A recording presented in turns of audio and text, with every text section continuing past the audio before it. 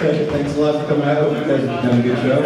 This is actually the most of us ever assembled together on one stage. If the stage collapses, there will be no more IDW. We're an engineering mistake away from the learning skills. So I'm John Barber. I'm a writer on Robots in the Skies and senior editor at IDW. And with me is James Roberts, the writer on the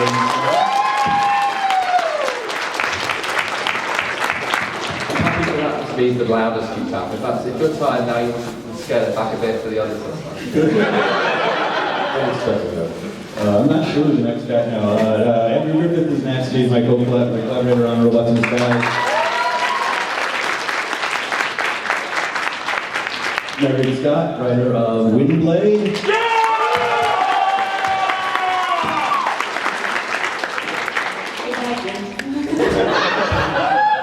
Where's my husband in the crowd? Sarah Stone, artist on Windblade.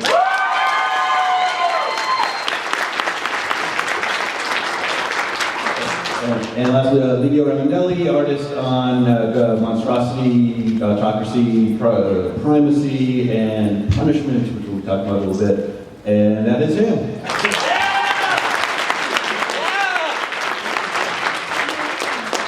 So we're going to go through some slides, kind of show you some previews of some upcoming issues, and then we'll open it up to crowd, the questions and stuff. So I'm going to try to go through the slides relatively fast. We have a lot of time for you guys. So, anybody read More Than Meets the Eye? All right, issue 30 is technically on sale next week, but you have a limited edition Botcon cover that will get you that's it for the hard sell. The next issue, 31, I don't know if James, sorry. I don't know if James, you want to say some words about it? Yeah, okay, 31. Well, issue 30 concludes the three-part Megatron trial, so we're really going to season 2. Who's that? Oh, thanks, yeah, undercut me. Well, that's from the first page of issue 31. And issue 31 is a bit different. It's in TV episode terms, it's a bottle episode. It's all set in one place. It's also set in comic terms, like in real time. So it's one continuous scene. And that's the experimental thing. Who's the cast? There you go. Those are... Yeah, how long can we just... I mean, I can talk about this for a long time. So, take a quick look. There you go. Tilly Rojo stepped in to do guest star on that. You might know from Dark Cybertron. Here's Alex's cover for... This is 33, right? 32. Oh, it's 30? Yeah, I'm sorry. Not too bad. Here's a sneak peek, never before seen by anybody, page from issue 32. Not colored yet, as you might have guessed. And what? That's 33. That's it. We'll leave that for questions, I guess. Robots in the Skies. There we go. Issue 30 just came out. We got it again. I lied about the hard sell thing. We've got a limited edition Botcon cover of that too. That's it for the hard sell. Next issue 31. We finally get a seal bit of jazz. I don't know, Ben, do you want to say anything about it? We got on the spot? Your favorite character of all time, right? I don't know, John's got some cool scenes with jazz finally. Get to see him do what he's supposed to be able to do. A little action with the issue 31 continues the first 5-part story. Issue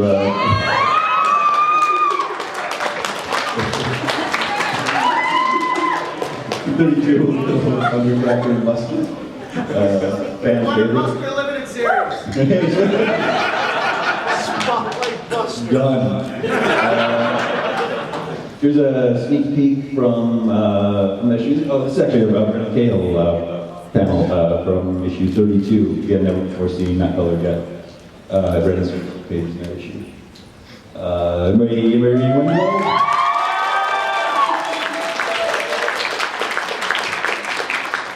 Bad Bafflingly, Windblade number 3 is not out yet. It will be out next week. Sorry about that. I thought it was going to be last week, this week. You guys all read? I don't know. Maybe you want to jump in a little bit on. Yeah, sure. So HG3, just to let you guys know, the review copies went out, and I've had several reviewers walk out there and claim that I am quote-unquote evil. You'll get to see why Windblade might be behind bars and blood. So this is our darkest issue. Oh yeah, here's a great shot of Blur doing what he does, fighting off some Sinner twin, I believe, right there. So yes, and Windblade finally gets to use a little bit of that weapons training Chromeo's been trying to teach her. And look, Starscream. I want you all to remember how nice Starscream looks. Look how reasonable, polite. We're not saying any of the dialogue here. He's inviting you to tea, maybe. Sarah, you really get across the honesty and integrity of Starscream really well in that drawing. That was his campaign slogan. Honestly. Sarah, this is your first, not only Transformers comic, this is your first comic book series. Yes. Is that right? Yeah. What's it been like to step in and start working on this stuff? Really crazy and intimidating. but it's just been, I don't know, it's been really surreal and awesome. Cool. And here's a part of the cover from issue 4, which is going to wrap up the first Windblade series. And here's a sneak peek of a panel from there. No one has seen this yet. Oh yeah, you all knew that her makeup had significance, but did you know that her jewelry had significance too? So. This one's actually in color. Thank you. Transformers Primacy. It's going to conclude the Cybertronian War trilogy written by Chris Metzen of World of Warcraft and Flint Dilley of Transformers, the animated series, and a million other things. And all drawn by Livio Ramondelli, who actually it's drawn by, you have to have a pretty huge role in the basic storytelling of this too. Yeah, this one, yeah. Yeah, it's definitely, you want me to? Yeah, I think it's kind of fascinating the way you guys work on this comic. Okay, yeah, it'll definitely kind of conclude like what things we set up where in the first 2 series we did Optimus Prime and Megatron were sort of evolving into their archetype roles, and now they are like firmly who you know them as. So this is like a true war story between them, and it should contrast nicely with how far they come in like modern continuity to show like what they used to be up against, modern stories. So yeah. Yeah, they're searching and find a little somebody out there in the wilderness. Wonder who that could be. We'll keep spoilers. We won't say anything. I'll keep moving so that Mike can't pick me up, so you can't hear what I'm saying. So that way it will remain a spoiler. All right, Transformers versus G.I. Joe. That'll be debuting right before Comic-Con next month. Issue 0 is out. It's a free comic book day comic. We had a bunch of the IDW table. I can't say we sold out of those because we ran out. They were free. I'm working on it with Tom Scioli, who's a really unusual artist. I don't know if any of you guys have seen this yet. We've got a kind of a odd take on Transformers and G.I. Joe. I think a lot of people are responding to it one way or the other. So far, response has really been great. It's certainly not certainly a little divisive. I think we've got a crazy fun story worked out, and issue 1 sets us up on the ground. We're still the 0 issue is very much from a G.I. Joe point of view, and that was kind of intentional. It's a prologue. We're kind of walking you into the world of aliens coming into the Earth. But by the time we get to issue 2, it's very Transformers heavy, which hopefully will please everybody. And Tom is just dove in head first into this world. And here's some never before seen panels from issue 2, where he's going full Kirby. And I think there's some incredibly amazing storytelling in this. We've also got some wild guest covers by James Stocco, who did Godzilla: The Half-Century War, and a great image comic for Boris Stain. Ed Pistor, who does a series called Hip Hop Family Tree. It's currently the best-selling book in Germany. Boom. Here's a little something called Transformers Punishment that is actually available now, and I don't think is still kind of a secret. This is a original motion comic that was written by myself and drawn by Livio, and it's available on the Madefire app. It's currently available for promotion with the Windows 8 version of Madefire for free. The 5-part series is up right now for free. They kind of did a soft launch. I think next week is when they're really going to do a big media push on it. But it's in continuity. This is something that's it'll be available to everybody on Madefire in about 5 or 6 weeks. So it'll be, if you don't have Windows 8, like myself, you'll be able to actually get it regularly. And eventually you'll have a print version of it if you're not into digital comics. But you worked, you kind of make the motion graphics work, and there's some really cool original music and sound effects in this. Basically, Optimus Prime pays a visit to Cybertron, and we see what's going on with the the Decepticons who've been maybe a little disenfranchised post-Dark Cybertron, post what's going on in the other books. By the time Windblade, this, and a little bit of RID get ahead, it'll be apparent what order these all take place in. But like I said, this is something that's in continuity. It's actually going to have some ramifications for what's going on in the series. Basically, somebody starts killing Decepticons, and Optimus Prime has to figure out who it is that would be doing that. All right, Olivia, slides. Olivia, did you want to say anything about the motion stuff? Yeah, I mean, we try to make this like the most animated Transformer story that's ever been done. So like, for example, if a robot gets shot in the face in issue 1, his head's really going to explode into pieces, and you're really going to feel the camera kind of push through things in the foreground. Like, it's not like a regular motion comic where things are just cut and pasted. There's a lot of real motion and doors opening and sound effects, and it was a really cool project to work on. Cool, thank you. So here's a couple of things you maybe haven't heard about yet. Remember, Ian McCarthy, Guido Guidi, Empire Stone, Drift returns.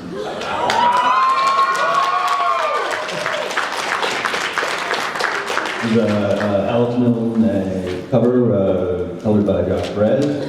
The series is going to be by the people who brought you Drift in All Hail Megatron, Shane McCarthy and Guido Guidi. The sort of life cycle of Drift has been fascinating to watch, and it's been great to see him become this fan favorite character, and also cool to see him move into the movie. For anybody who doesn't know, Drift originally appeared in the comic books. He originally appeared in All Hail Megatron, and has gone into the a cross-media character and a big part of Transformers. And we couldn't be more excited to get the original there's a Drift back to do another series. Very excited. That's going to follow up at the end of Primacy. So for the time being, we're going to have kind of like a more meets the eye and our idea will be running, and then we'll have a third limited series kind of coming in with different characters. James actually this ties in with more than meets the eye as well, so on its own. Yeah, I don't know what I can say without spoiling it, without training you, so I'll say everything. But suffice to say, it's for those of you that don't read More Meets the Eye, Drift was a member of the crew. There was a falling out of sorts. Rodimus blamed him, or he took the blame. He accepted the blame for something he didn't do. He was exiled. That was issue 15, issue 16. It's a long time ago now. No one's seen or heard from him since, and there may be other characters or characters from More Meets the Eye that appear in this. It's very much. This is very much part of today's Transformers universe. Part of the overall tapestry, I like to think. And I think that's it. Wait a minute. That's next year. What could this be?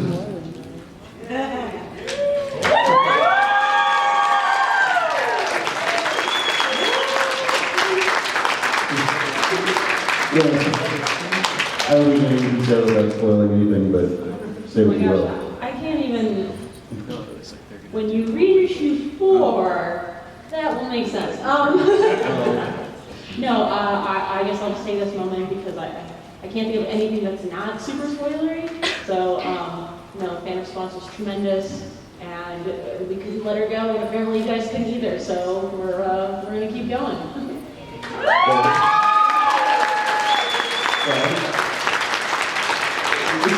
It's been amazing in response to Windblade. We brought like a ton of comics of all the series, and we did this at the booth here. We sold out yesterday on all the Windblade comics. Obviously should have brought more, but we did not go light on it.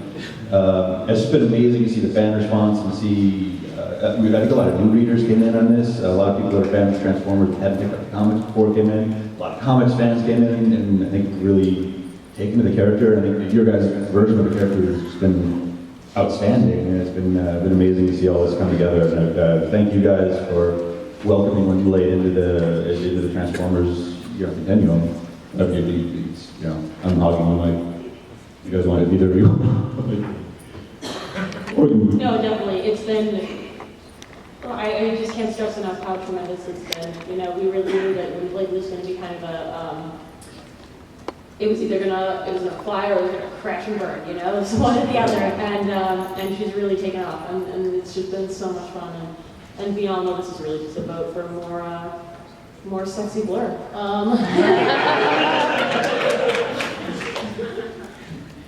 Oh, I don't know. It's no, it's been really amazing seeing the feedback, and I appreciate everyone who's come up and been so supportive, and it's just been really amazing. And to see people like cosplaying already, I know. Where do you find the time? Priorities. Good job. So that's really it for the slideshow. Those are big announcements. I think we want to open the floor up and take any questions you guys might have. Yeah, sorry. Will we ever see all 5 Dinobots reunited as a team? Absolutely not, never. Next question. This will be over quickly. No. Next. Will Windblade and Drift be together one day? You know, I would like to see those two together. Windblade and Drift. And Drift? I don't know. James and I don't really know, so. We only agreed to